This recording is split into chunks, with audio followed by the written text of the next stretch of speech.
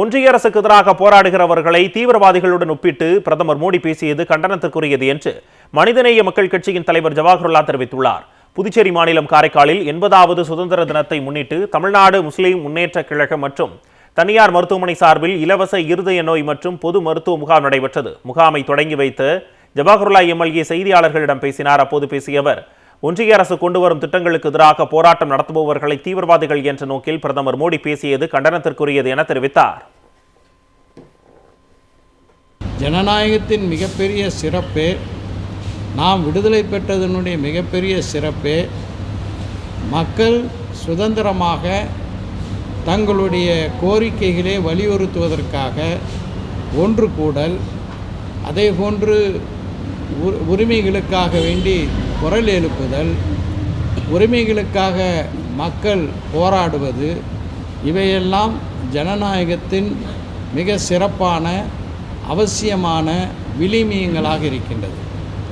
இப்படி போராட்டம் நடத்தக்கூடிய மாணவர்கள், விவசாயிகள், தொழிலாளர்கள், அரசு ஊழியர்கள் என்று பலதரப்பட்டவர்களும் அரசை கேள்வி எழுப்பினால் அவர்களை நக்சல் மனப்பான்மை கொண்டவர்கள் என்று பேசுவது எந்த வகையிலும் ஏற்றுக்கொள்ளக்கூடிய ஒன்றல்ல. ஒன்றிய அரசுக்கு எதிராக போராடுகிறவர்களை தீவிரவாதிகளுடன் ஒப்பிட்டு பிரதமர் மோடி பேசியது கண்டனத்திற்குரியது என்று மனிதநேய மக்கள் கட்சியின் தலைவர் ஜவாஹர்லா தெரிவித்துள்ளார்.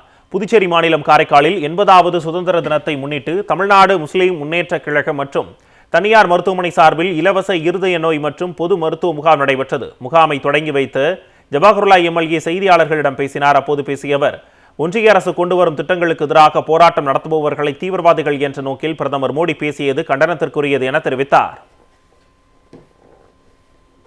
ஜனநாயகத்தின் மிகப்பெரிய சிறப்பே, நாம் விடுதலை பெற்றதனுடைய மிகப்பெரிய சிறப்பே மக்கள் சுதந்திரமாக தங்களுடைய கோரிக்கைகளை வலியுறுத்துவதற்காக ஒன்று கூடல், அதேபோன்று உரிமைகளுக்காக வேண்டி குரல் எழுப்புதல், உரிமைகளுக்காக மக்கள் போராடுவது, இவையெல்லாம் ஜனநாயகத்தின் மிக சிறப்பான அவசியமான விளிமியங்களாக இருக்கின்றது.